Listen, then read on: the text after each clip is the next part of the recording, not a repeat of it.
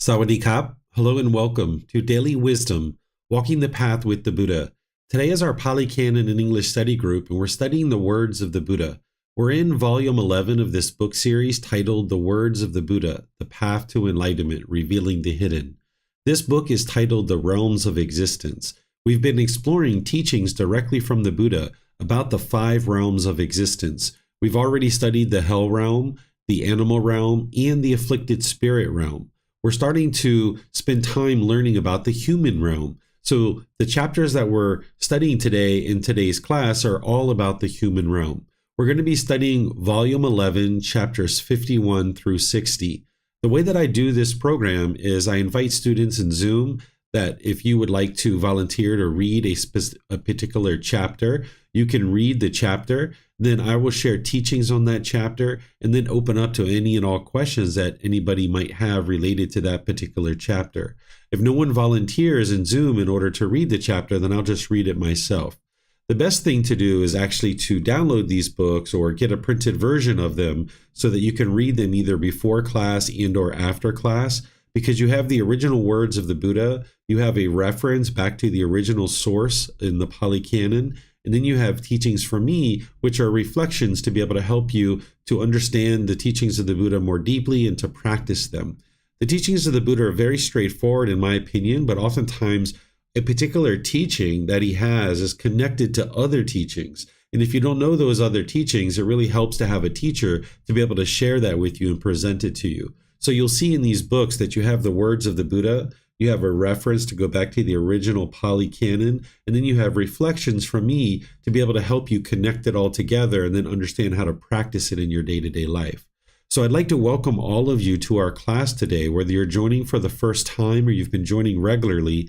You're welcome to study with us. Even if you haven't read these chapters yet, we're going to be reading them during the class, so you're going to surely learn something from the teachings of the Buddha. Because remember, everything you're learning in one way or another is helping you to get to this peaceful, calm, serene, and content mind with joy, which is the enlightened mental state. And as you learn and investigate, examine his teachings, you then reflect on them to independently verify them, and then you practice them. And that's what's transforming the mind and uprooting any pollutions out of the mind. You're never interested in believing any of his teachings, including the cycle of rebirth.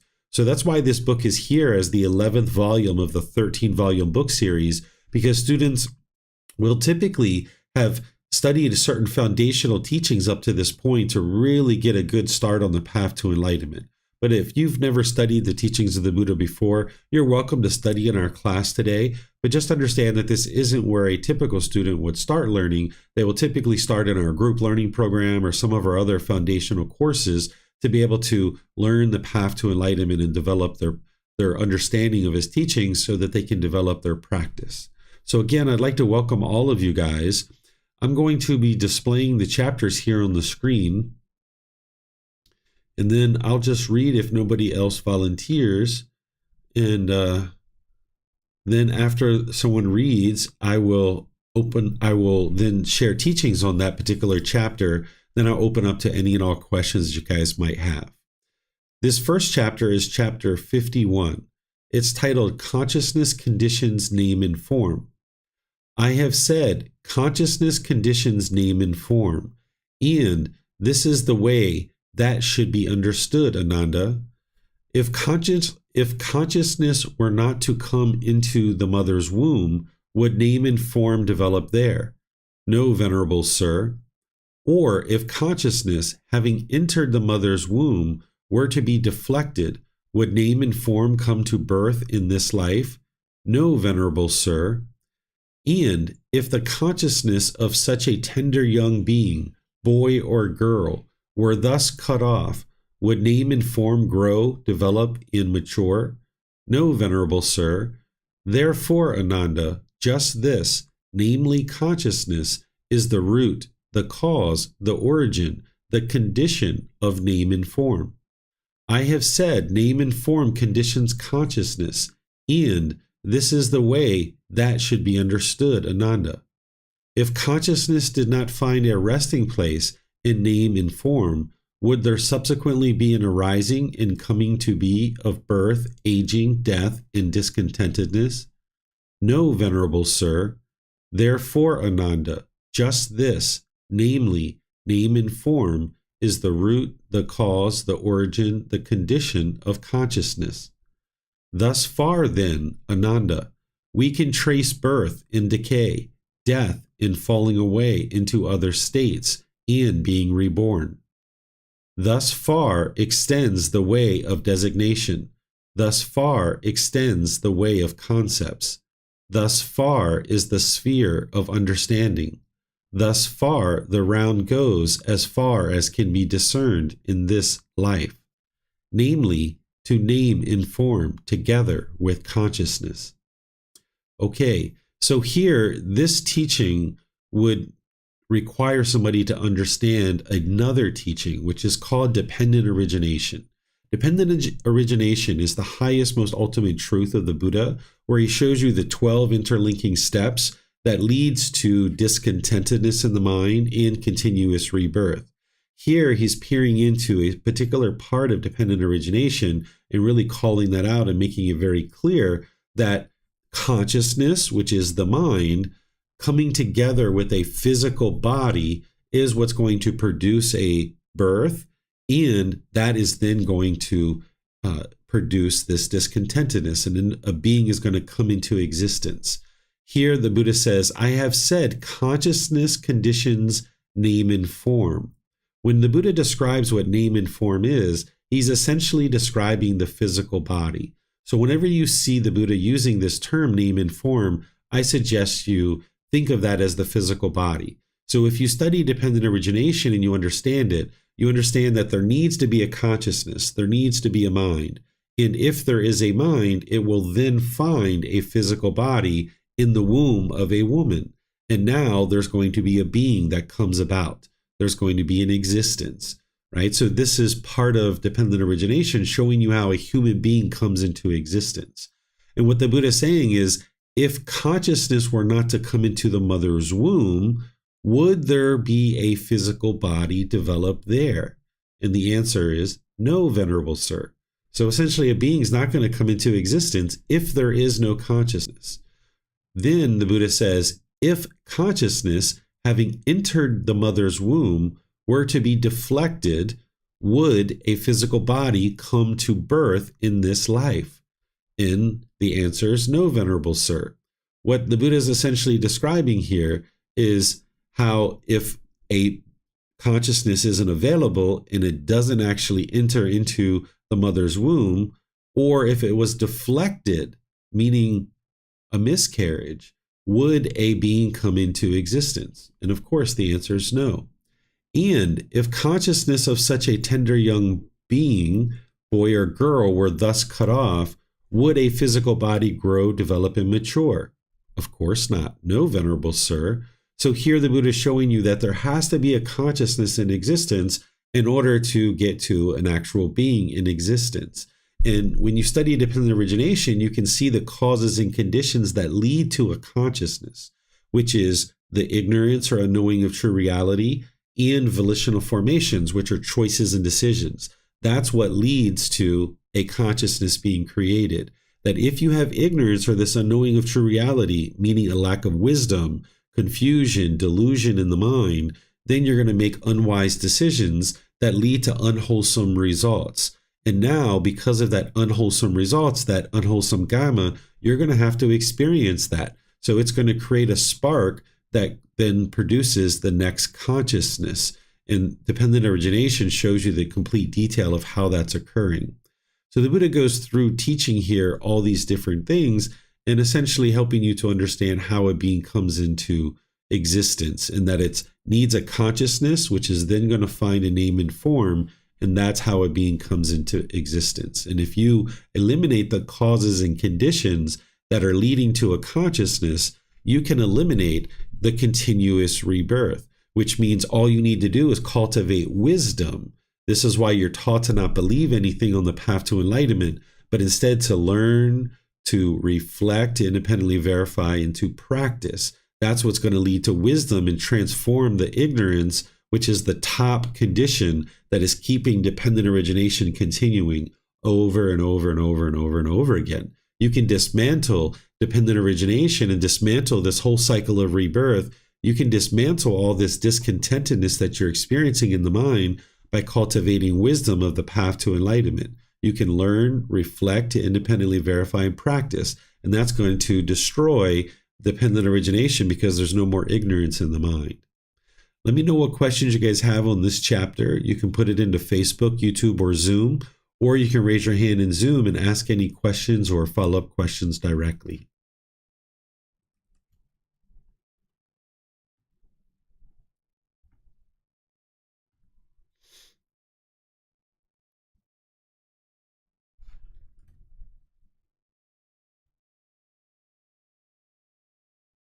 Okay, I'm not seeing any questions anywhere. So I will move on to the next chapter, which is chapter 52. Here, chapter 52 is titled Union and Disengagement Concerning Femininity and Masculinity. Monks, I will teach you a discourse on union and disengagement. Listen. And what is that discourse on union and disengagement?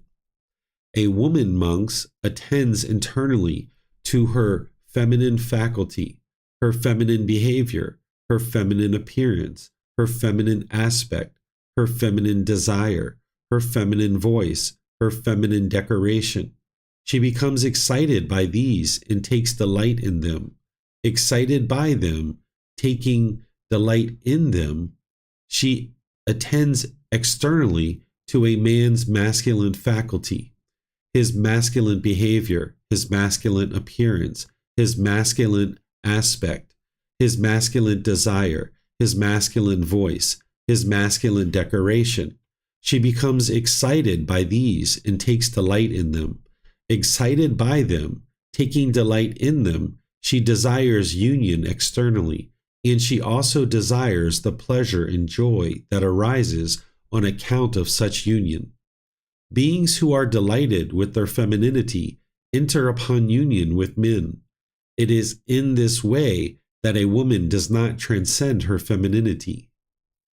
A man, monks, attends internally to his masculine faculty, his masculine behavior, his masculine appearance, his masculine aspect, his masculine desire, his masculine voice, his masculine decoration. He becomes excited by these and takes delight in them. Excited by them, taking delight in them, he attends externally to a woman's feminine faculty, her feminine behavior, her feminine appearance, her feminine aspect, her feminine desire, her feminine voice, her feminine decoration. He becomes excited by these and takes delight in them. Excited by them, taking delight in them, he desires union externally, and he also desires the pleasure and joy that arise on account of such union. Beings who are delighted with their masculinity enter upon union with women. It is in this way that a man does not transcend his masculinity. This is how union comes about. And how does disengagement come about?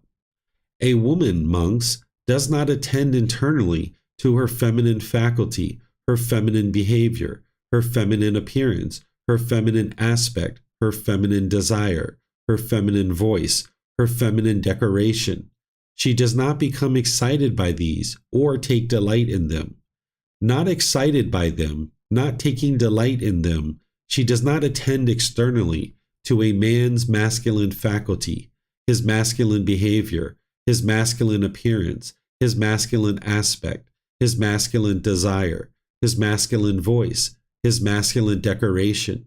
She does not become excited by these or take delight in them. Not excited by them, not taking delight in them, she does not desire union externally, nor does she desire the pleasure and joy that arise on account of such union.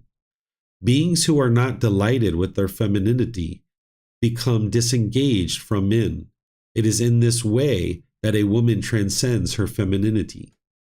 A man, monks, does not attend internally to his masculine faculty, his masculine behavior, his masculine appearance, his masculine aspect, his masculine desire, his masculine voice, his masculine decoration.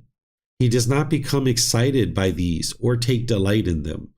Not excited by them, not taking delight in them, he does not attend externally to a woman's feminine faculty, her feminine behavior, her feminine appearance, her feminine aspect, her feminine desire, her feminine voice, her feminine decoration. He does not become excited by these or take delight in them.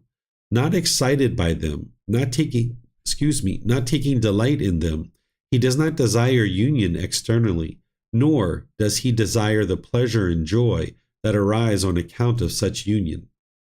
Beings who are not delighted with their masculinity become disengaged from women. This is in this way that a man transcends his masculinity. This is how disengagement comes about. This, monks, is the teaching discourse on union and disengagement. Okay, so what the Buddha is talking about here at the top of this discourse is he's talking about a woman who is sexually attracted to a man and who is interested in having sexual contact with him. And that she does so, and she gets excited in that, and she has significant pleasure and joy as a result based on the desire. And because of that, we know that in the situation where an individual has sexual contact, they're going to experience pleasant feelings, but then when they can't have sex, they're going to have agitation and annoyance and frustration and any kind of other discontent feelings. And then he describes the same thing for a man, that a man who has sexual desire for a woman, here, this is an individual who is then excited with a woman and is interested in having sex and also has those conditioned pleasant feelings as a result. And the Buddha is saying this is how union comes about. This is how a man and a woman come together. And he talks about this in terms of a being coming into existence, that in order for a being to come into existence in the human realm, there needs to be a man and a woman who come together and have sex. And that's why this is being described here in the realms of existence, because he's helping his students to understand how a being comes into existence. Remember, we're talking 2,500 years ago, where education and information wasn't as readily shared as it is today. So not everybody understood how beings came into existence. So the students who were learning with the Buddha, some of them came to him when they were 5 years old, 6 years old, 7, 8, 10 years old. They didn't necessarily know how beings came into existence.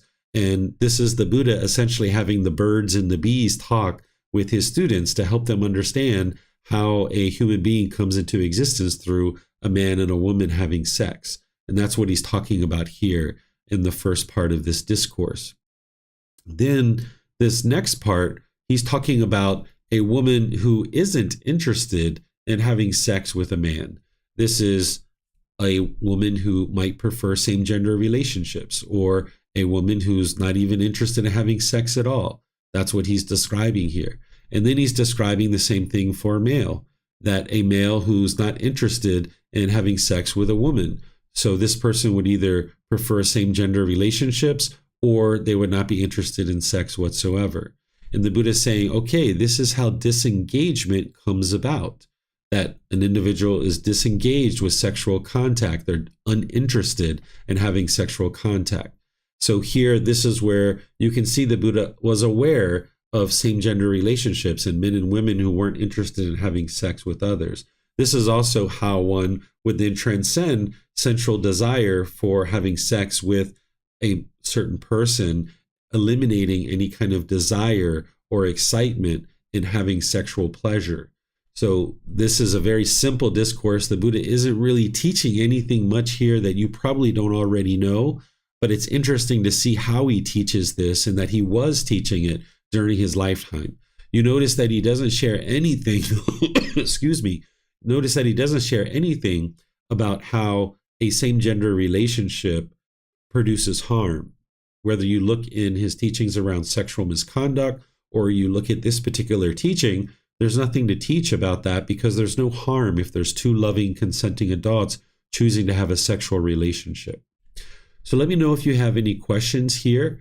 You can ask those by putting them into Facebook, YouTube, or Zoom, or you can raise your hand in Zoom and ask any questions that you like. Getting over a sickness here. Just about gone. Okay, I'm not seeing any questions anywhere. So I'm going to move on to the next chapter. This is chapter 53. This one is titled, Why Human Beings Are Seen to Be Unwholesome and Wholesome. Then the Brahmin student Subha, Todiha's son, I'm sorry, Kushi, if I'm mispronouncing these names, I'm sure you could pronounce them much better than me, went to the perfectly enlightened one and exchanged greetings with him. When this courteous and friendly talk was finished, he sat down at one side and asked the perfectly enlightened one, Master Gotama, what is the cause and condition why human beings are seen to be unwholesome and wholesome? For people are seen to be short-lived and long-lived, sickly and healthy, ugly and beautiful, uninfluential and influential, poor and wealthy, low-born and high-born, unwise and wise. What is the cause and condition, Master Gotama, why human beings are seen to be unwholesome and wholesome?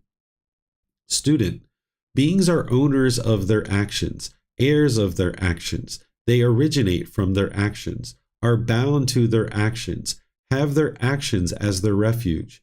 It is action that distinguishes beings as wholesome or unwholesome or wholesome. I do not understand in detail the meaning of Master Gotama's statement, which he spoke in brief, without expounding the meaning in detail. It would be good if Master Gotama would teach me the teachings so that I might understand in detail the meaning of Master Gotama's statement.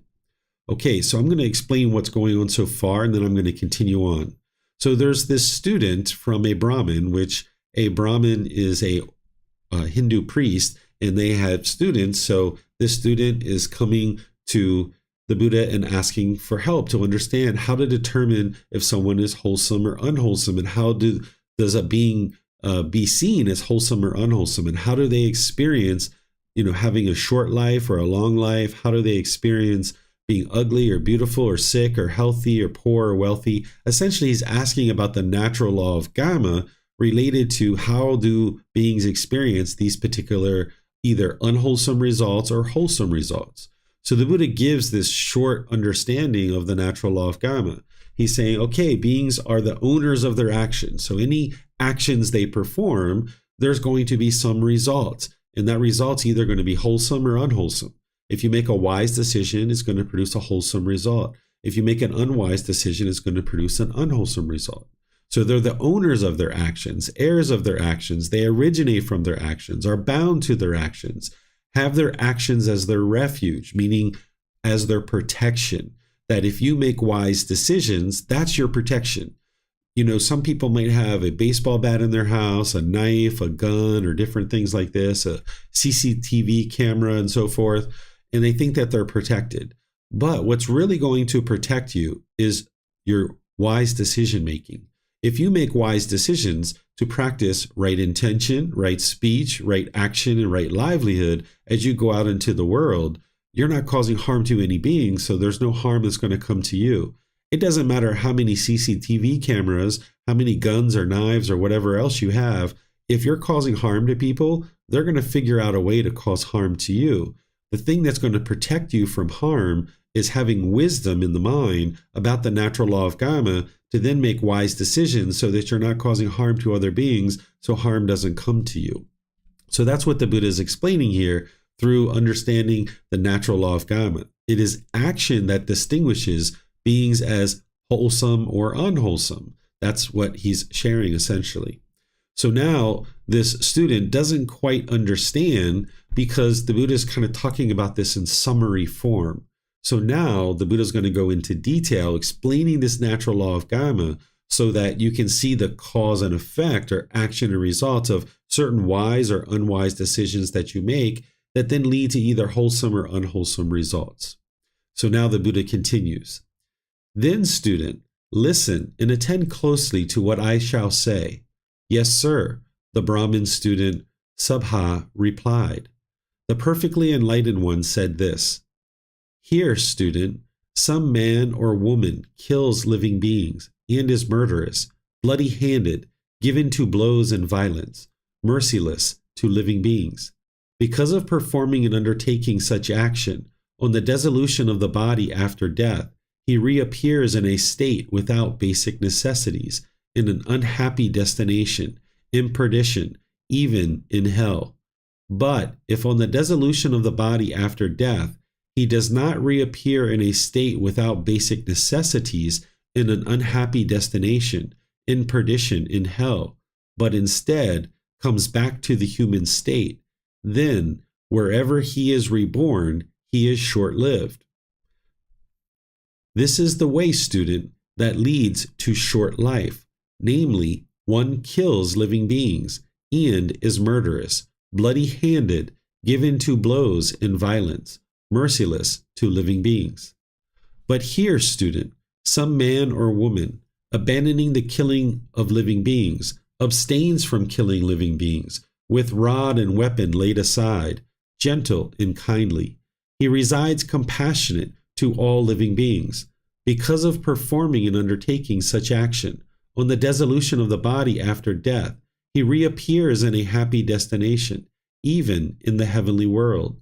But if on the dissolution of the body after death, he does not reappear in a happy destination in the heavenly world, but instead comes back to the human state, then wherever he is reborn, he is long-lived. This is the way, student, that leads to long life, namely, abandoning the killing of living beings. One abstains from killing living beings, with rod and weapon laid aside, gentle and kindly. One resides compassionate to all living beings.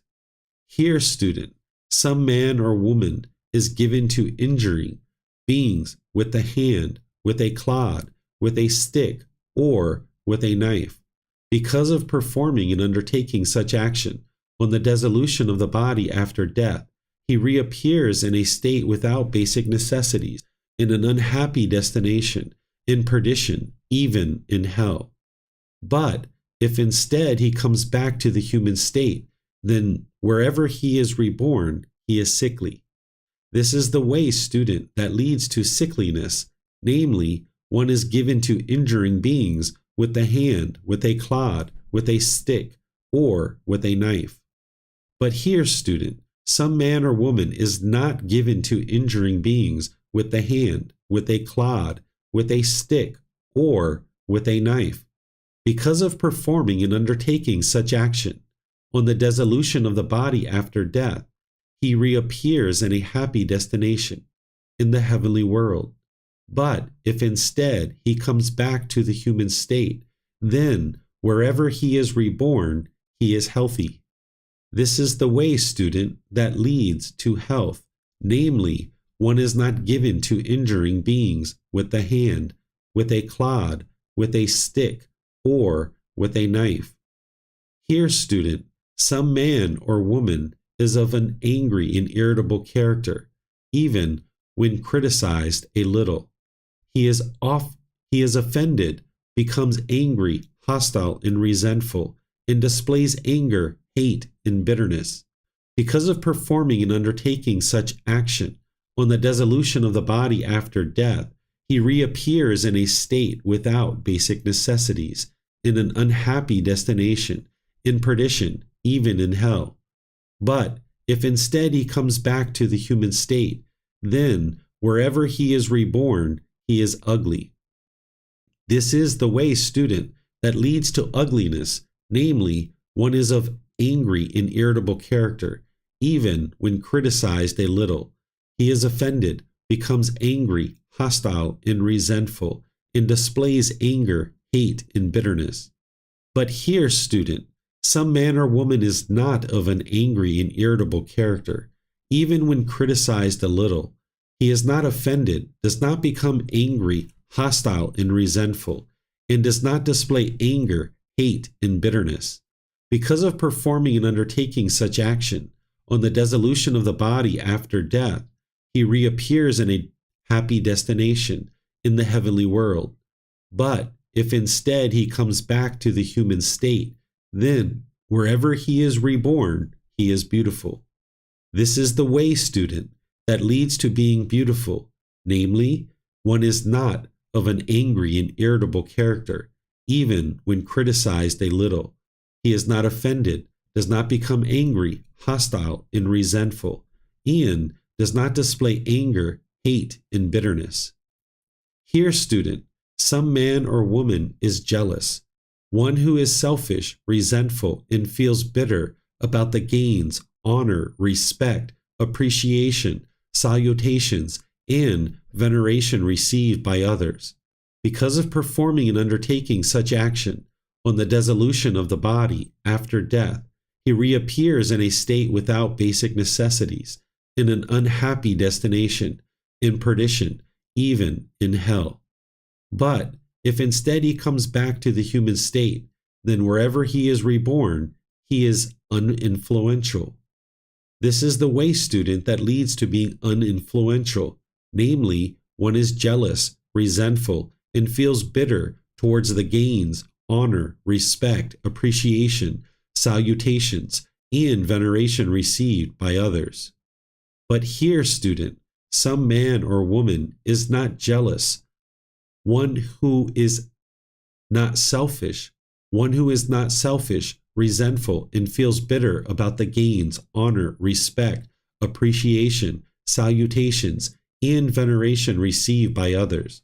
Because of performing and undertaking such action on the dissolution of the body after death, he reappears in a happy destination in the heavenly world. But if instead he comes back to the human state, then wherever he is reborn, he is influential. This is the way, student, that leads to being influential. Namely, one is not jealous, resentful, and feels bitter towards the gains, honor, respect, appreciation, salutations, and veneration received by others. Here, student, some man or woman does not give food, drink, clothing, carriages, garlands, scents, ointments, beds, dwelling, and lamps to ascetics or Brahmins. Because of performing and undertaking such action on the dissolution of the body after death, he reappears in a state without basic necessities, in perdition, even in hell. But if instead he comes back to the human state, then wherever he is reborn, he is poor. This is the way, student, that leads to poverty. Namely, one does not give food, drink, clothing, carriages, garlands, scents, ointments, bedding, beds, dwelling, and lamps to ascetics or Brahmins. But here, student, some man or woman gives food, drink, clothing, carriages, garlands, scents, ointments, beds, dwelling, and lamps to ascetics or Brahmins. Because of performing and undertaking such action on the dissolution of the body after death, he reappears in a happy destination in the heavenly world. But if instead he comes back to the human state, then wherever he is reborn, he is wealthy. This is the way, student, that leads to wealth. Namely, one gives food, drink, clothing, carriages, garlands, scents, ointments, beds, dwelling, and lamps to ascetics or Brahmins. Here, student, some man or woman is stubborn and arrogant. He does not pay homage, respect to one who should receive homage, respect, does not rise up for one in whose presence he should rise up, does not offer a seat to one who deserves a seat, does not make way for one for whom he should make way, and does not honor, respect, appreciate, and venerate one who should be honored, respected, appreciated, and venerated. Because of performing and undertaking such action on the dissolution of the body after death, he reappears in a state without basic necessities, in perdition, even in hell. But if instead he comes back to the human state, then wherever he is reborn, he is low-born. This is the way, student, that leads to low birth. Namely, one is stubborn and arrogant. He does not pay homage, respect, to one who should receive homage, respect. Does not rise up for one who does not rise up for one in whose presence does not rise up for one in whose presence he should rise up, does not offer a seat to one who deserves a seat, does not make way for one for whom he should make way, and does not honor, respect, appreciate, and venerate one who should be honored, respected, appreciated, and venerated. But here, student, some man or woman is not stubborn and arrogant. He pays homage, respect to one who should receive homage, respect, rises up for one in whose presence he should rise up, offers a seat to one who deserves a seat, makes way for one for whom he should make way, and honors, respects, appreciates, and venerates one who should be honored, respected, appreciated, and venerated. Because of performing and undertaking such action on the dissolution of the body after death, he reappears in a happy destination in the heavenly world. But if instead he comes back to the human state, then wherever he is reborn, he is highborn. This is the way, student, that leads to high birth. Namely, one is not stubborn or arrogant. He pays homage, respect to one who should receive homage, respect, rises up for one in whose presence he should rise up, offers a seat to one who deserves a seat, makes way for one for whom he should make way, and honors, respects, appreciates, and venerates one who should be honored, respected, appreciated, and venerated. Here, student, some man or woman does not visit an ascetic or a Brahmin and ask, Venerable Sir, what is wholesome? What is unwholesome? What is blamable? What is blameless? What should be cultivated? What should not be cultivated? What kind of action will lead to my harm and discontentedness for a long time? What kind of action will lead to my welfare and peacefulness for a long time? Because of performing and undertaking such action on the dissolution of the body after death, he reappears in a state without basic necessities, in perdition, even in hell. But if instead he comes back to the human state, then wherever he is reborn, he is unwise. This is the way, student, that leads to being unwise. Namely, one does not visit an ascetic or Brahmin and ask such questions. But here, student, some man or woman visits an ascetic or a Brahmin and asks, Venerable Sir, what is wholesome? What is unwholesome? What is blamable? What is blameless? What should be cultivated? What should not be cultivated? What kind of action will lead to my harm and discontentedness for a long time? What kind of action will lead to my welfare and peacefulness for a long time? Because of performing and undertaking such action on the dissolution of the body after death, he reappears in a happy destination in the heavenly world.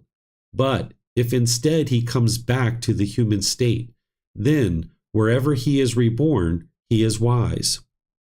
This is the way, student, that leads to wisdom, namely, that one visits an ascetic or Brahmin and asks such questions. Thus, student, the way that leads to short life makes people short-lived. The way that leads to long life makes people long-lived.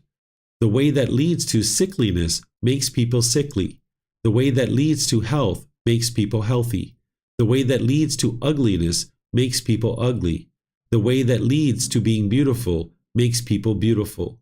The way that leads to being uninfluential makes people uninfluential. The way that leads to being influential makes people influential. The way that leads to poverty makes people poor. The way that leads to wealth makes people wealthy. The way that leads to low birth makes people low birth. The way low born makes people low born.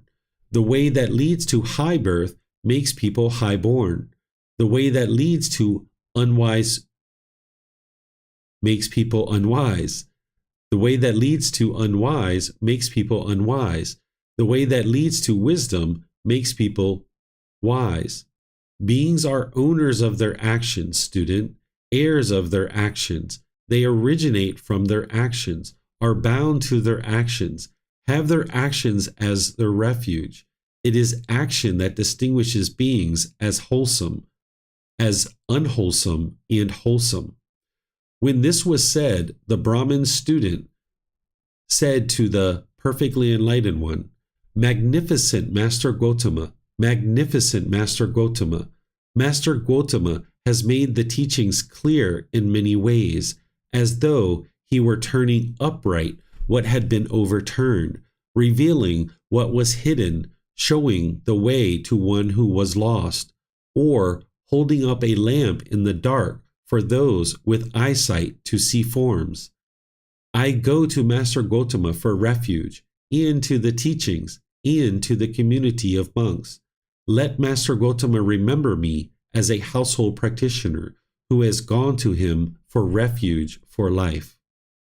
Okay, this is a very long discourse to help you see all the various actions that lead to certain outcomes. Oftentimes people are curious to understand, what particular action is going to lead to any particular outcome in a rebirth. And here the Buddha is giving you some detail on this. There's other parts of his teachings where he talks about trying to understand the exact result of kama would be leading you to either madness or frustration. But there's teachings like this where he does give you some insight of what things you could be doing in one life that's going to lead to a certain outcome in a future life. Here he's talking about rebirth in hell in the heavenly realm, which isn't the goal of the path to enlightenment. The goal of the path to enlightenment is to train the mind, eliminate all the pollutions of mind, get to this peaceful, joyful mental state of enlightenment, and then you can enjoy that for the rest of your life. And there isn't going to be rebirth anywhere in the cycle of rebirth. What happens next for an enlightened being after there's death? He doesn't declare what teaching is going to occur or what's going to occur in his teachings. He doesn't declare that. So here he's talking about rebirth in hell in the heavenly realm, but just understand that that's not the ultimate goal. The goal is to get to enlightenment in this life and not experience rebirth anywhere within the cycle of rebirth. But it does help you to understand why some beings live for a short time. So if you see an individual who dies at the age of 10 or something like that, or 20 or 30, you can understand that this is from potentially a previous life or something that they've done in this life. You can see that if someone has a long life, this is based on decisions that they've made in this life and in previous lives as well. You can see here if someone is sickly, they're constantly getting sick, or maybe they're born with some medical condition into the world. This is based on things that occurred in a previous life, that they're injuring beings, as the Buddha is talking about here. And then the Buddha also talks about someone who is healthy. This is because they're not injuring beings. Here he's talking about people who are ugly or beautiful. And this is relating to the anger or irritable character from previous lives. Then he's talking here, let's see, where he's talking about an individual who's either influential or uninfluential. This is based on being jealous or selfish or resentful. That if you have those qualities, then you'll be uninfluential, not only in a future life, but in this life as well. And then when you're not jealous and you're not resentful, you're not selfish and bitter about other people's gain, honor, and praise and things like this, that then you can be influential. He's talking about someone who is poor versus wealthy. This is based on giving gifts to ascetics and Brahmins so that they can continue on their path to enlightenment. He's talking here about an individual who's low-born or high-born. This is what type of family you're born into, whether it's a lower class family or upper class family. And an individual who's stubborn or arrogant, doesn't pay respect to others. That's what's going to lead to being low-born, versus someone who shows respect. He says that this is an individual who's going to be born into a higher class family. Here he's talking about someone who's either wise or unwise. And this is based on seeking guidance and understanding from teachers about the teachings that lead to enlightenment. And I think that's everything. Yeah, that's everything that he's talking about. So here he's talking about that it's Gama that decides this. It's your actions. It's the cause and effect, the action and result, the results of your decisions. That's what the natural law of Gama is. It's not mystical or magical. It's not a dark cloud following you around. It's not punishments and rewards. It's just the results of your decisions. It's very simple, very straightforward. So here the Buddha is helping you to be able to see this cause and effect more and more clearly. So then what you do is, as you're learning a teaching like this, even though you're looking to get to enlightenment, you're not interested in rebirth at all. But when you see teachings like this, when you see the Buddha talking about jealousy and resentment and bitterness and hostility and things like this, and someone who doesn't respect others, you can pull out the qualities here that it would be wise for you to be able to practice, ensuring that you're not angry and irritable. You can look through a discourse like this and really see, not injuring beings, not trying to harm beings. You can go through a teaching like this and be like, all right, I'm not interested in doing any of these things, because not that you are interested in being scared or fearful about being reborn in hell, or that you aspire to be reborn in the heavenly world, but the same things that lead to rebirth in the heavenly world are the same things that lead to enlightenment too. So you would like to practice all those wise teachings that the Buddha is describing here, and that will help you to gain wisdom to then inform your practice, to then function with actions that are wise and wholesome, leading to wholesome results in this life. And then if for some reason you need to be reborn, okay, then you're going to experience wholesome results in that life too. But you would like to experience results in this life where you can get to enlightenment. And these things that the Buddha is sharing with you are things that will actually lead to enlightenment. They do lead to rebirth in the heavenly world as well, but they lead to enlightenment in this life as well. So it looks like Tonka has a question. If you'd like to go ahead, ma'am. Okay, there's two things that I would like to ask you about. First one is the term perdition. I don't think I understand that one. Sure. And also I was wondering, because there is another teaching from Buddha about treating everybody the same, like here, paying homage, giving someone seed and paying respect and all that, like it just seems to be, yes, of course, but at the same time, like, are we supposed to treat everybody equally? Sure. Great questions, Tonka. So the way that I understand perdition is it's basically not the hell realm, but you're on the way to hell realm. You're kind of like hanging out in an environment that is, almost in hell, but not quite hell. So it is part of the hell realm, but it's not quite in existence in hell realm. It's kind of like waiting to be in hell. And it's kind of like a holding room or a waiting room at a doctor's office. You're not yet in the exam room. You're in the waiting room kind of thing. That's what I understand perdition to be.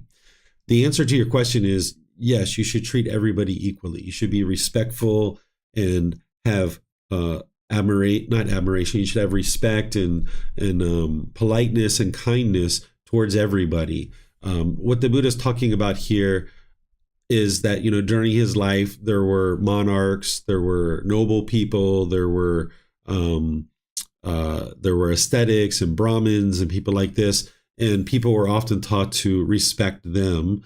And people who were into unwholesome and unwise things, people probably aren't necessarily respecting them as much. But it would be wise for you to have politeness, kindness, friendliness, and respect to everybody in the world, because that's what's going to produce wholesome results for you.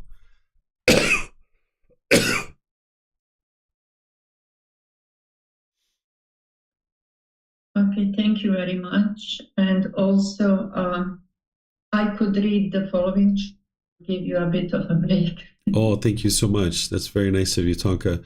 Let me come back to you for that. Looks like Kushi has a question. Go ahead, ma'am. Yeah, I wanted to ask that after learning a chapter like this when I go out in the world and have thoughts about like how this person or animal would be born, like why a cat is a cat or some other thing, then the next thing I feel bad because I don't know the next step, that how to see them equally. So how to do that? So having this thought itself feels a little bit bad because I don't know. So how to like see all beings compassionately and equally after having learned teaching like this? Yeah, so the best thing to do is you need to cultivate your loving kindness through loving kindness meditation, and then practice it through your intention, speech, and actions, and then also compassion. So, loving kindness is a genuine interest in seeing all beings be well, active goodwill towards all beings. You can cultivate that in meditation and then practice it through your intention, speech, and actions in the way that is described in the Eightfold Path. And then your compassion is the concern for the misfortune of others. That even though you see people doing unwise things, and you know that now because you're gaining more and more wisdom to know that it's unwise and it's unwholesome, have concern for their misfortune. Understand that, wow, they haven't been able to gain access to these teachings that you have, that now that you've got all this wisdom that other people don't have, rather than look down on them or think negatively of them, instead, just have concern for their misfortune, that, wow, it's just so unfortunate that they haven't had a opportunity yet in this life to be able to gain access to the wisdom of the Buddha, because they're going to continue to function through that lack of wisdom and continue to cause harm to others, which is then going to come back to them. That's the first way to think about this. The next way is to do what the Buddha describes when he shares that you should think about all individual beings that you interact with as having previously been your mother, father, brother, sister, son, daughter, or some other relative. So when you see that cat or dog or squirrel, or you see that person, human being, in the world that is doing unwise things, or even if they're doing wise things, you can think of them as a family member rather than think of them as a stranger or somebody that you don't know or something like this. Think of them as your mother, your father, your brother, your sister, your son, your daughter, or some other relative, because we've all been reborn so many countless times in the world that the Buddha shares that it would be impossible to find somebody that hasn't previously been one of your family members. And this is a way to arise loving kindness and compassion in your mind.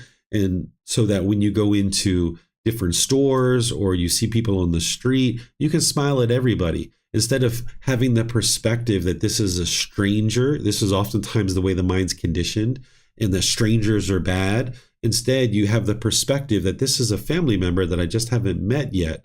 And now I can smile at them, I can love them, I can have care and kindness for them. But you need to be able to do that without any expectation of anything back, that you don't want them to smile back. You're not longing and yearning for any response, that you're just doing it because you know it's a wise thing to do. And if you haven't done this yet, you can go around town.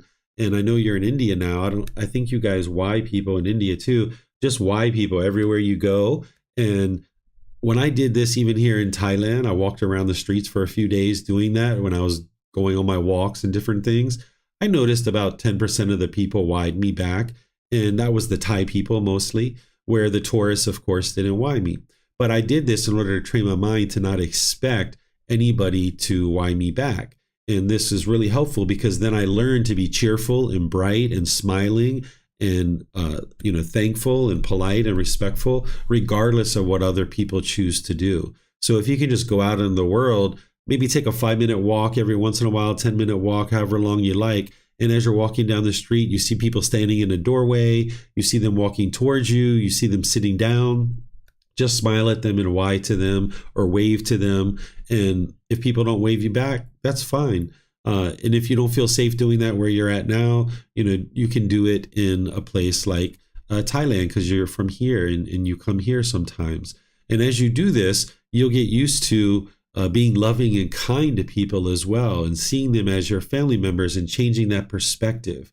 I think you know that here in Thailand, when we speak Thai, we refer to a waiter as big brother or big sister or little brother, or that elderly woman behind the counter we refer to her as grandma or mom or something like that, Or the taxi driver, we might refer to him as uncle. You know, we have different ways of referring to people this way. And it can be somebody you've never even met before, but you talk to them as if they are your family members. And that's the way I think when I go out into the world, not just here in Thailand, but when I travel in other parts of the world. I think as if this is my uncle, this is my mother, this is my grandmother, or whomever. And then you'll notice that it's much easier to bring that loving kindness and compassion up in the mind and now practice it through your intention, speech, and actions, which is then going to produce wholesome results for you. When I traveled a year and a half ago to America and to Egypt, I was just loving and kind and friendly and warm and polite and respectful to everybody I met. And I didn't know anybody because I hadn't been to those places in a very long time. And there was nothing but love and kindness and compassion coming back. There was a couple of situations that we had here or there, but nonetheless, that's just impermanence, right? So I trained my mind to understand that this is impermanent. So even though I'm being loving and kind and polite and respectful, there's going to be a small segment of the population who doesn't reciprocate that. And that's okay, because I don't have any expectation that they will. And I understand impermanence. I don't have a craving, a longing, yearning.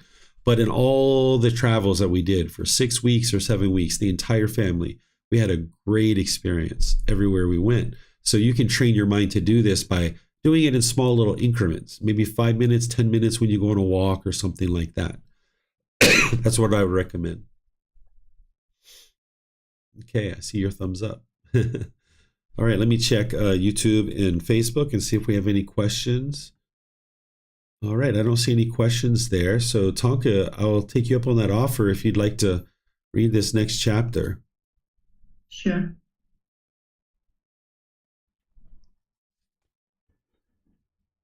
Duty of a noble wheel-turning monarch.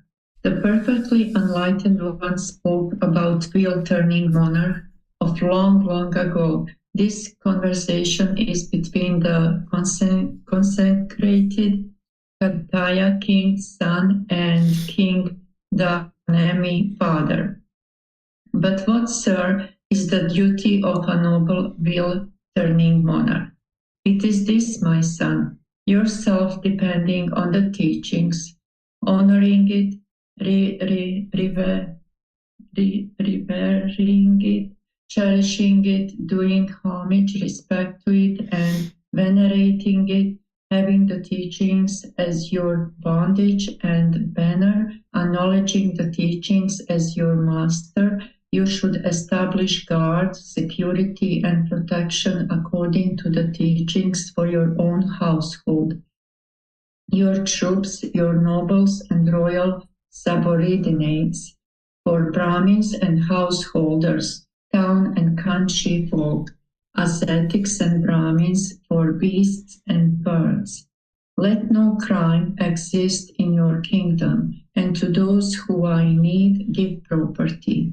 And whoever ascetics and Brahmins in your kingdom have renounced the life of sensual desire, obsession, and are devoted to patient mental discipline and gentleness, each one taming himself, each one calming himself, and each one striving for the end of craving. From time to time you should go to them and consult them as to what is wholesome and what is unwholesome, what is blameworthy and what is blameless, what is to be followed and what is not to be followed, and what action will in the long run lead to harm and sorrow, and what to welfare and peacefulness. Having listened to them, you should avoid the evil, unwholesome, and do what is wholesome. Then, my son, is the duty of a noble wheel-turning monarch. Okay, thank you, Tonka. So here, there's this conversation between a son and a father, both being kings. And they're basically, the father is explaining what a wheel-turning monarch should be doing. Essentially, he's describing to use the teachings of the Buddha as a guide to be able to rule over this kingdom. And that's what's going to help in conducting this kingdom in such a way that the population can live in peace. So That's what this is describing. What a wheel-turning monarch was during the lifetime of the Buddha was a monarch, like a king or a queen, that is ruling over a population of people based on the teachings of the Buddha. Nowadays, there are kings and queens in the world, but we could also connect this to presidents and prime ministers. We could also look at this as a parent or a father in a household, even though the Buddha is talking about this in terms of an individual who's ruling over a large population of people, because they can be very influential in helping a community of people to learn and understand the teachings, which would be really helpful to understand the natural law of karma. But also, if you're an employer at your office and you have 10 employees, or you have 10,000 employees, or you are at home and you have 3, 4, 5, 6 family members living in your home, if you're learning and practicing the teachings for yourself and gaining that wisdom, now as you interact with people in your home, you're going to be functioning through these teachings, and people are going to pick that up from you. People are going to absorb that just through you not even directly teaching them, but them just seeing how you interact, how you think, having conversations, observing your actions in the world. People are going to gain wisdom from that. They're going to appreciate the things that you do, and then potentially adopt some of the wisdom that they've learned through just observing your conduct and the way you interact in the world. So here, the Buddha's or this discourse that is being documented, which is essentially a conversation between two kings, a father and a son, is just helping you to see that by using the teachings for yourself and then guiding others through those, if you are in a position of maybe a leader in a household or a business or a leader of a company or anything like that, a large population of people or any number of people, this can be really helpful for you. Do you guys have any questions on this chapter? You can put that into Facebook, YouTube, or Zoom, or you can raise your hand in Zoom and ask any questions that you like. Okay, I'm not seeing any questions there. So this is chapter 55. Looks like Tonka's got her hand up again. Yeah, I can read, Teacher David. Perfect, Tonka. Go for it. Beings bound by action. One is not a Brahmin by birth, nor by birth a non-Brahmin. By action is one a Brahmin. By action is one non-Brahmin. For men are farmers by their acts, and by their acts are craftsmen too. And men are merchants in their acts, and by their acts are servants too. And men are robbers by their acts, and by their acts are soldiers too. And men are chaplains by their acts, and by their acts are rulers too. So that is how the truly wise see action as it really is. See dependent origination, skilled in action and its results. Action makes the world go around. Action makes this generation turn. Living beings are bound by action, like the chariot wheel by the linchpin. Okay, thank you, Tonka. So during the lifetime of the Buddha, it was based on what family you were born into that a lot of people kind of form their views and opinions of you, or certain jobs that you would take, and you were basically looked at, and your life and your destiny in that life, people assume that based on where you were born, that's kind of the life that you would live. So this Brahmin caste that existed during this time frame, and it exists now as well, is that if you were born into this family, you were thought to be a holy person, and that you were very pure because you were born into this family in this caste system. And the Buddha is saying that's not true, that it's not based on where you're born to determine whether you're pure or holy. It's based on your actions. That's what he's saying here, is that it's not based on what family you're born into, what caste you're born into, whether you're high class, low class, upper class, what have you, that it's based on your actions. That's what's going to determine what you experience in life. It's not going to be determined based on where you're born. So it's not like you're born and then you have some destiny or you have some fate. You're born into a certain situation. And then whatever resources you have available to you, whatever obstacles you have, you need to cultivate wisdom to be able to overcome those obstacles through cultivating the wisdom and making wise decisions to produce wholesome results. So the Buddha uses some examples here to be able to help you see this, that people are farmers based on their actions. That if you're considered to be a farmer, that's because you're out in the field, you're plowing the field, you're planting seeds, you're harvesting crops. That's what determines whether you're a farmer. So he's helping to illustrate that you're not pure in a pure Brahmin just because of being born in a family, just like you're not a farmer just because you were born into a farming family. The way that it's determined that you're a farmer is that you're doing farming things. So in order to be pure, you would need to do pure things and make wise decisions. And then the Buddha uses all these other examples too, that an individual is a craftsman based on their acts, or a merchant, or a servant. And he goes through all these different things. And then ultimately what he gets to is he says, okay, this is how the truly wise see action as it really is. The truly wise are people who have awakened to the wisdom of the natural laws of existence, namely the natural law of karma. That's the main natural law that you're awakening to, is this cause and effect, or action and result.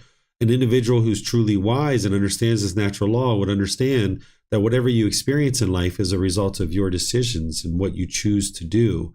And that's what's going to determine what you experience in life. It's not bad luck or good luck. It's not fate or destiny.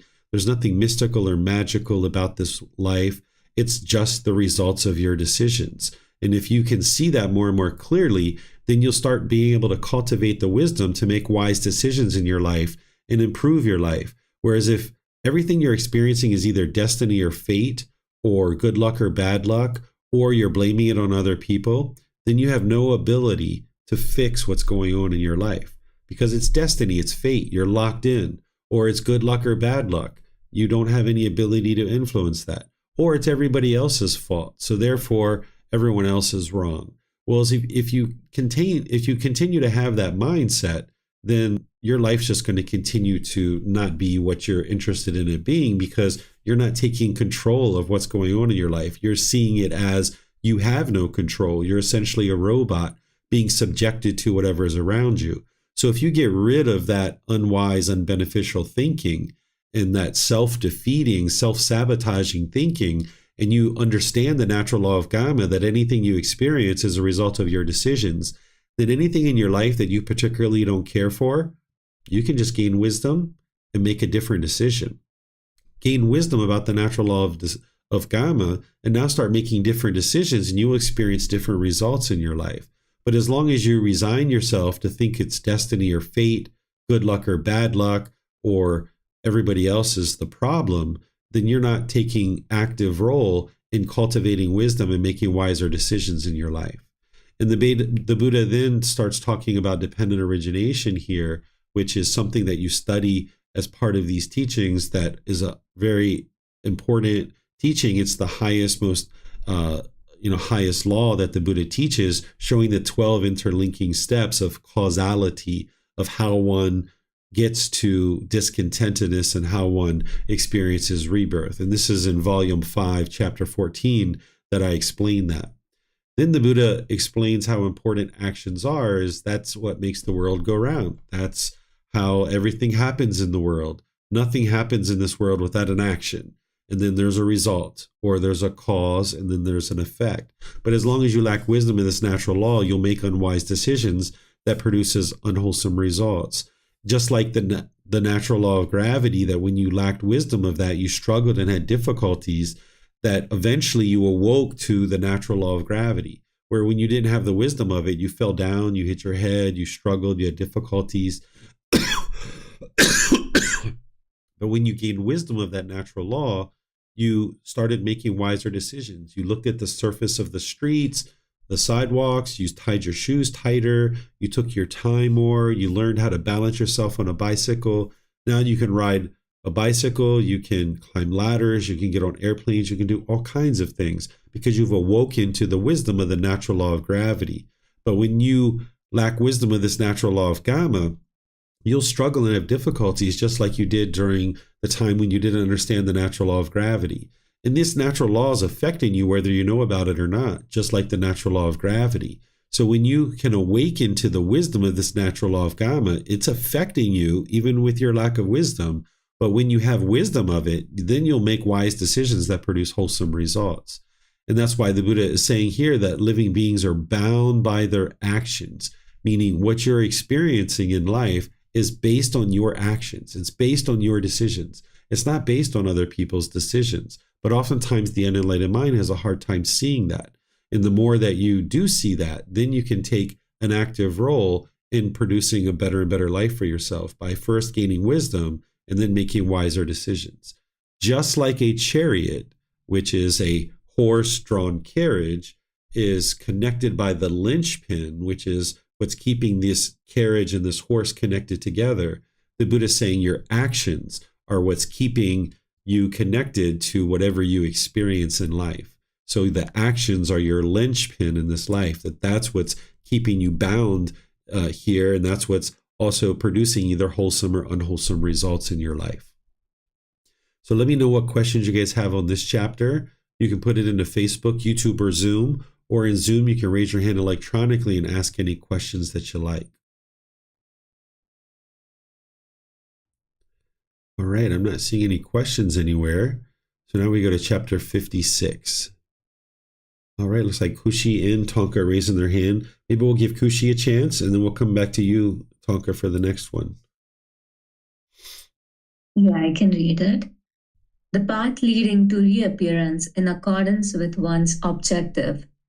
Monks, I shall teach you reappearance in accordance with one's objective.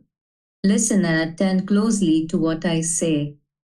Here, monks, a monk possesses confidence, virtue, moral conduct, learning, generosity, and wisdom. He thinks, oh, that on the dissolution of the body after death, I might reappear in the company of well-to-do nobles. He fixes his mind on that, determined upon it, develops it. Then objectives and this effort of his, thus developed and cultivated, lead to his reappearance there. This, monks, is the path, the way that leads to reappearance there. Again, a monk possesses confidence, virtue, moral conduct, learning, generosity, and wisdom.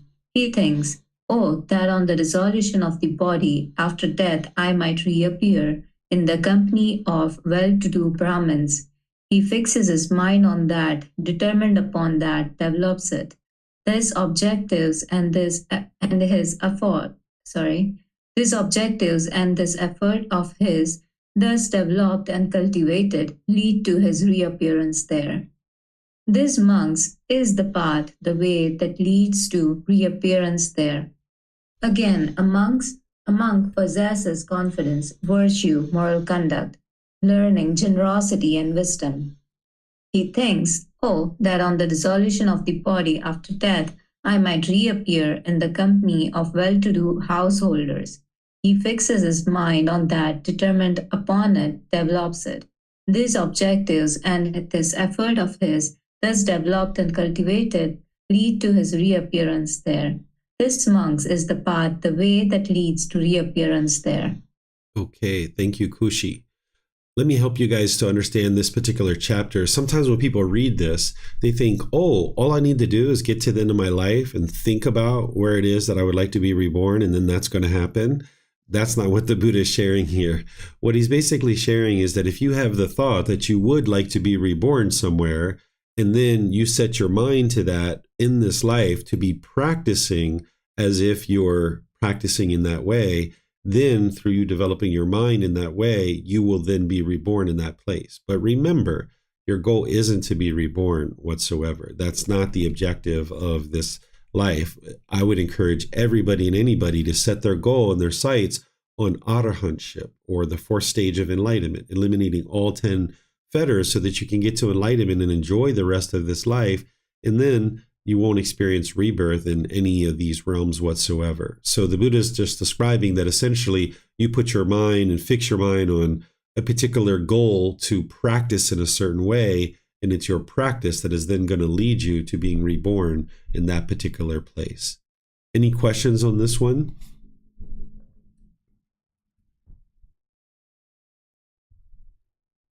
Okay, I'm not seeing any questions anywhere. So we'll move on to the next one. I'm not going to have us read this one. This is chapter 57. This is a really long chapter where the Buddha is basically describing the creation of the world based on what he shared. This is his creation story. If you've read this and you have questions on it, and you'd like to ask me, I'd be pleased to answer your questions, or at least attempt to answer your questions. But you can see here that it's quite long and it goes through a lot of different things. There's nothing here that you would absolutely have to learn in order to get to enlightenment, but I included it in the book series because this is oftentimes a question that people ask is, what did the Buddha teach about the creation of the world? And this is that particular story. This is volume 11, chapter 57. And anybody who's interested in reading this, you're welcome to read it at any point by getting the access to the books that I share. And if anybody has read it and they have questions, just let me know.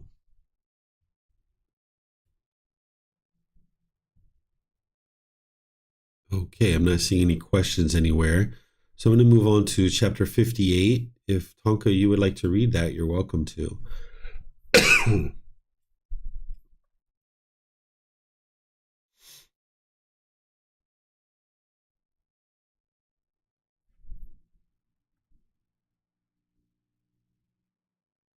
Oh, it looks like Kochi either has a question or I'm not sure.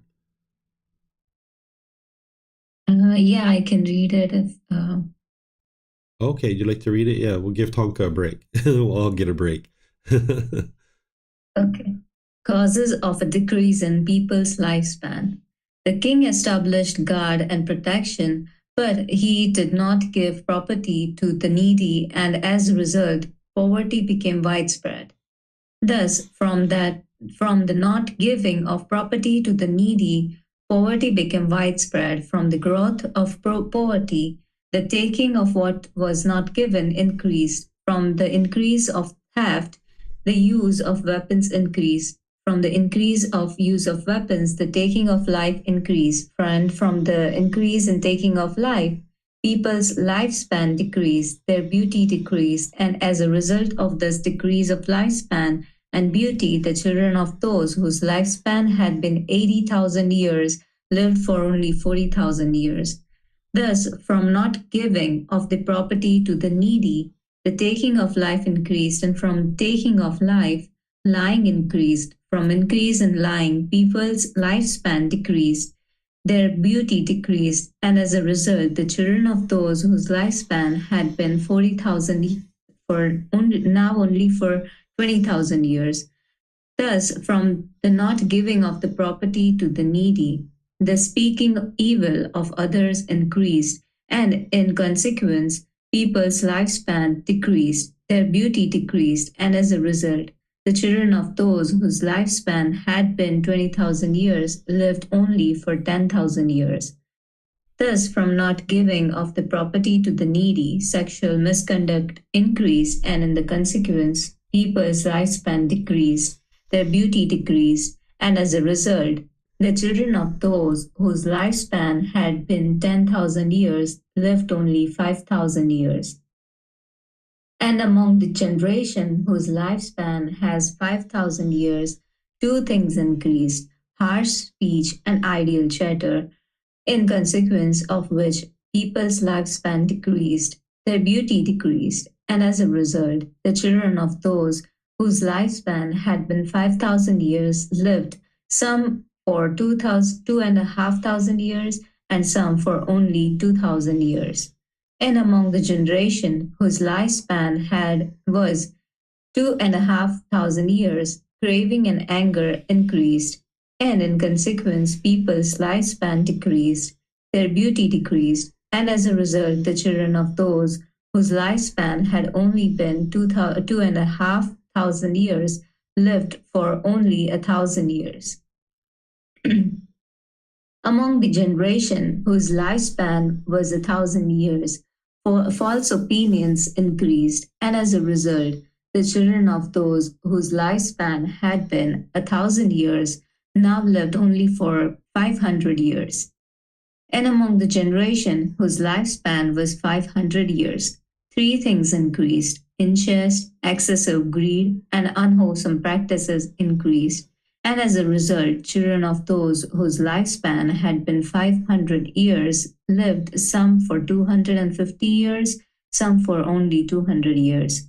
And among those whose lifespan was 250 years, these things increased: lack of respect for mother and father, and for ascetics and Brahmins, and for the head of the community. Thus, from not giving the property to the needy, lack of respect for mother and father, for ascetics and Brahmins, and for the head of community increased, and in the consequence, people's lifespan and beauty decreased, and the children of those whose lifespan had only been 2.5 centuries lived only for 100 years. Monks, a time will come when the children of this people will have a lifespan of 10 years, and with them girls will be marriageable at 5 years old, and with them these favors will disappear. These flavors will disappear: ghee, butter, sesame oil, molasses, and salt. Among them, krudusa grain will be the chief food, just as rice and curry are today. And with them, the 10 courses of moral conduct will completely disappear, and the 10 courses of will uh, evil will prevail exceedingly. For those of a 10-year lifespan, there will be no word for moral. So, how can there be anyone who acts in a moral way? Those people who have no respect for mother or father, for ascetics and Brahmins, for the head of community, will be the ones who enjoy honor and prestige. Just as it is now, the people who show respect for mother and father, for ascetics and Brahmins, for the head of community, who are praised and honored, so it will be those who do the opposite. Among those of a 10-year lifespan, no account will be taken of mother or aunt, or of mother's sister-in-law, of teacher's wife, or of one's father's wife, and so on. All will be promiscuous in the world, like sheep, fowl, and pigs, dogs, and jackals. Among them, fierce hostility will prevail one from another, fierce hatred, fierce anger, and thoughts of killing, mother against child, and child against mother, father against child, and child against father, brother against brother, brother against sister, just as the hunter feels hatred for the beast he stalks. And for those of a 10-year lifespan, there will come to be a sword interval of 7 days, during which they will mistake one another for wild beasts. Sharp swords will appear in their hands, and thinking there is a wild beast, they will take each other's lives with those swords. But there will be some beings who do not want to take part in this killing. They went into hiding for 7 days. Then, at the end of the 7 days, they will emerge from the hiding places and rejoice together as one community, saying, "Awesome beings, I see that you are alive. So let us now do good." And through having undertaken such wholesome things, they will increase in lifespan gradually from 10 years back to 80,000 years again. And in that time, an Arahant, fully enlightened Buddha named Maitreya will arise in the world. Okay, thank you, Kushi. So what the Buddha is describing is this cause and effect of how the span of existence for humanity continues to decrease based on a leader not taking care of the needy in a particular community. And he goes through the cause and effect of all these things that are occurring. And one of the ways that you can use a discourse like this is when you see what he's talking about as unwholesome qualities, is you can ensure that you're not practicing those, much like I've described in other discourses. But ultimately what he gets to here is he's describing a period of time that is right now, where he's talking about how how human beings are very promiscuous in the world. He's talking about how there's this fierce hostility that will prevail, lots of hatred and fierce anger, thoughts of killing, parents and children fighting against each other, relatives fighting. Just like a hunter stalks a beast, there's going to be this hatred among families.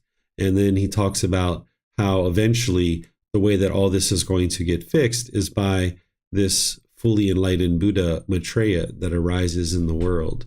And this is what's going to then restore his teachings back into the world. And now all of humanity will have a lifespan of 80,000 years based from that time that Maitreya arises until humanity comes to an end, that humanity will end 80,000 years from then, from when Maitreya awakens. So that's what he's talking about here. The way that I suggest you use a discourse like this is, again, extracting out the unwholesome qualities and being sure that you practice elimination of those unwholesome qualities. That's how you can use a discourse like this to help you to develop your practice. Any questions on this discourse? Looks like Kushi has a question. Go ahead, ma'am. Yeah, I had a question that did people really live like 80,000 years, or it's just a simile given here? He's talking about the lifespan of humanity. Like, so when we say like humans have a lifespan of 80,000 years, it means that humanity has 80,000 more years before everyone dies and there's no more humanity on this earth. So what the Buddha is saying is that at one time there was a lifespan for all of humanity to exist for 80,000 years, but that kept decreasing and decreasing and decreasing and decreasing because of all these harmful things, that basically we're going to destroy the world, and all the harmful things that we're doing is humanity is going to basically evaporate and be gone from this world because we're doing such harmful things. But then with the arising of this new Buddha, Maitreya, restoring his teachings back into the world, then humanity from that point forward will have 80,000 more years to exist as humanity, as a complete population, not as an individual, not as one person living 80,000 years. A human being can't live that long. Okay, thumbs up. All right, let me check to see if I have any questions on YouTube or Facebook. I don't see any there. So looks like, Tonka, you might be up for this next chapter here. This is chapter 59.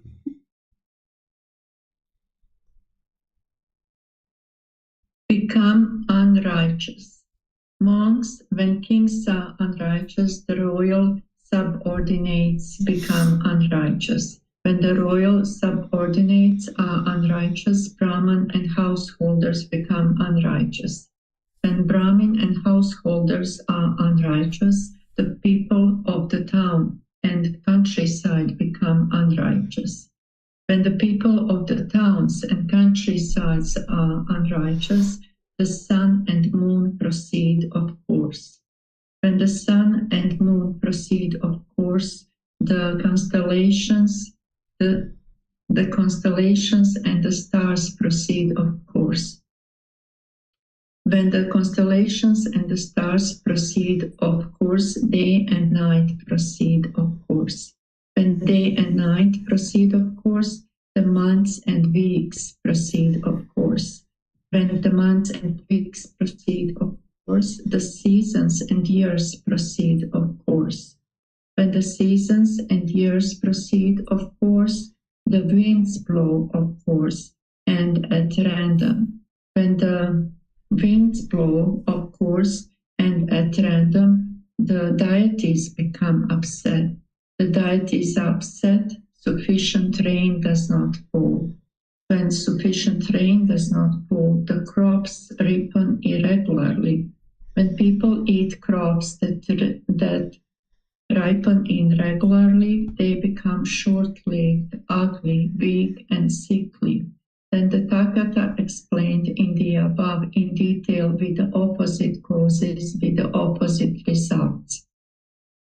Monks, when kings are righteous, the royal subordinates become righteous.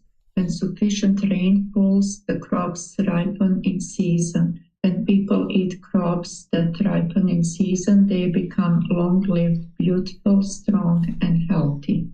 Okay, thank you, Tonka. So here the Buddha is a master showing this cause and effect, cause and effect, cause and effect. He does this all through his teachings, where here he's starting with the leader of being a king is unrighteous, meaning doing unwise things and into unwholesome things. then the employees of that king, the vassals, the people who are serving the king, also become unrighteous because they see that the king's doing unwise things and they're just going to follow his lead, right? And now it goes through all this cause and effect all the way through the entire community to the point where ultimately then people become ugly, short-lived, weak, and sickly, all because of the king functioning in an unwise way. So this is the way I would suggest you use this, that if you're a leader in a company, or if you're like a political leader or a leader even in your household, understand that people are observing you. People are watching your conduct.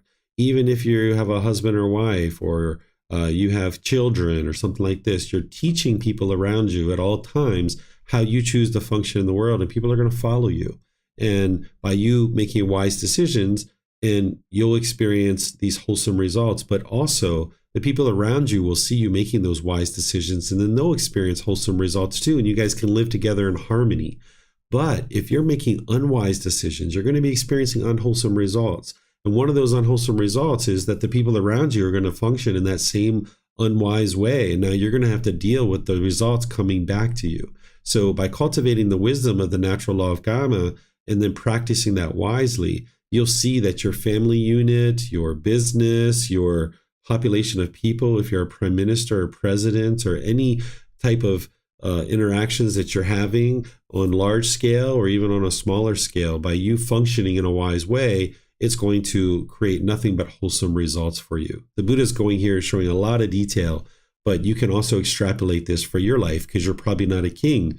And if there's a king that's listening to this, because there are some kings in the world that are interested in Buddhist teachings, then you can see here that it's very wise to function in a wise and wholesome way. And that's also true even on a family unit, on a family level, or on the level of being an owner of a company or president or CEO or something else like this.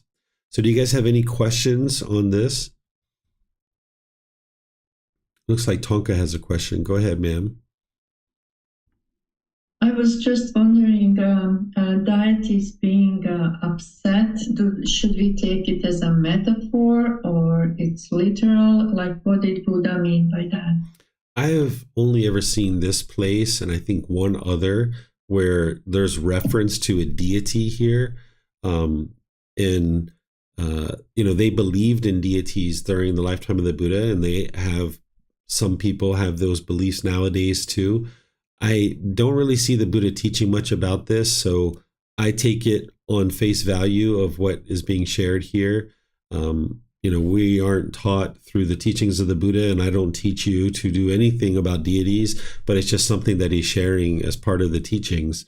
Whether these deities exist or not, I have never been able to confirm the existence of any deities. So I don't really pay attention to those kinds of things when I see it. It could be something that people added in, or maybe the Buddha had some information that I don't have about these deities' existence. But it really isn't something that we learn or is going to change your ability to get to enlightenment. Okay, let me see if we have any other questions here. All right, I don't see any. So we're coming to our last chapter here, chapter 60. Is there anyone in Zoom that would like to read this one? Okay, go ahead, Kushi. Reasons for depopulation. Master Gautama, I have heard older Brahmins who are age-burdened with years, teachers of teachers, saying, in the past this world was so thickly populated, one would think there were no space between people. The villages, towns, and capital cities were so close that roosters could fly between them. Why is it, Master Gautama, that at present the number of people has declined, depopulation is seen, and villages, towns, cities, and districts have vanished? At present, Brahman, people are excited by unwholesome lust, overcome by unrighteous greed, affected by wrong, harmful teachings. As a result, they take weapons and slay one another. Hence, many people die. This is a reason why at the present the number of people has declined, depopulation is seen, and villages, towns, cities, and districts have vanished. Again, at present, people are excited by unwholesome lust, overcome by unrighteous greed, affected by wrong, harmful teachings. When this happens, sufficient rain does not fall. As a result, there is a famine, a scarcity of grain. The crops become spoiled and turn to straw. Hence, many people die. This is another reason why at present the number of people has declined, depopulation is seen, and villages, towns, cities, and districts have vanished. Again, at present people are excited by unwholesome lust, overcome by unrighteous greed, affected by wrong, harmful teachings. When this happens, the Yakhas, indigenous ethnic group from the Indian subcontinent, release wild spirits. Hence, many people die. This is yet another reason why at present the number of people has declined, depopulation is seen, and villages, towns, cities, and districts have vanished. Okay, thank you, Kushi. So again, the Buddha is showing this cause and effect, the reason for depopulation, and this could be seen today too. Even though our population is expanding, we see the animal realm shrinking and we see the human realm expanding. At some point, if we see the human realm shrinking, we can see here the Buddha is explaining the reason for that is based on the quality of one's mind, that overcome by this unwholesome lust, greed, wrongful teachings, that people then turn to killing. And we see this in some countries nowadays, that there's a lot of killing going on. So I imagine our population would probably be even more significant and larger if we didn't have all this killing going on because of what's going on in people's minds. It's that same craving, anger, and ignorance that we learn about the three poisons and the three unwholesome roots, the three fires, that is leading to any unwholesome result that is experienced in the world. You can trace anything back to what's going on in the mind of a human being, making decisions that are leading to some impact here on the planet. Do you guys have any questions on this chapter?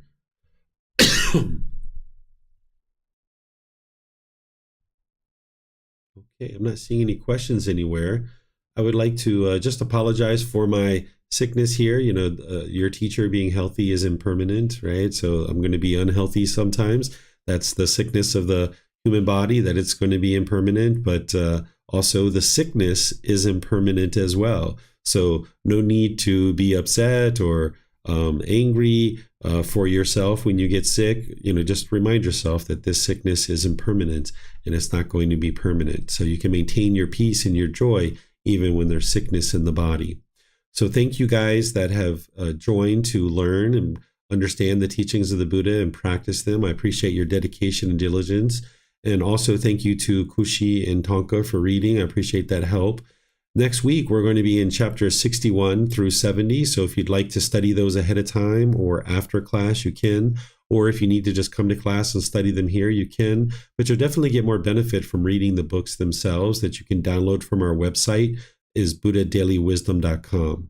And tomorrow in our group learning program, we're going to be in Volume 1, Chapter 20, which is titled Animal to Human, the Evolution of Our Consciousness. This is where I'm going to be helping you to understand the five realms of existence, and how many human beings have been reborn out of the animal realm, helping you to identify the animalistic instincts that exist in a human mind due to having so many rebirths in the animal realm, so that now when you identify those animalistic instincts, you can shed those so that you can then become a wiser and a better human being. That's what the path to enlightenment is all about, is shedding those animalistic instincts and becoming this better and better human being through the evolution of your consciousness, and being able to see that very clearly, that these are animalistic instincts that we talk about, and that you're interested in shedding those will help you to get closer and closer to enlightenment. And then on Wednesday, we're going to be doing breathing mindfulness meditation together. I'll be guiding you in that, and then opening up to any and all questions that you guys might have. So thank you all for joining for today's class. Perhaps we'll see you guys in one of these future classes. Have a really wonderful and lovely rest of your day. See you next time. Sawadee Krap.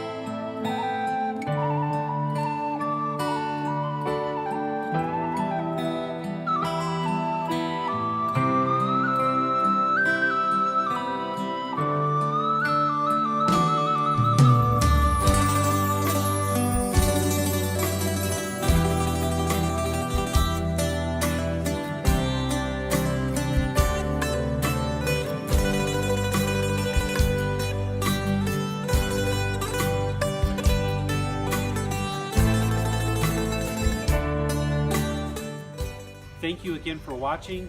Enjoy your meditation. Look forward to seeing you online and answering any questions that you might have. Thank you so much.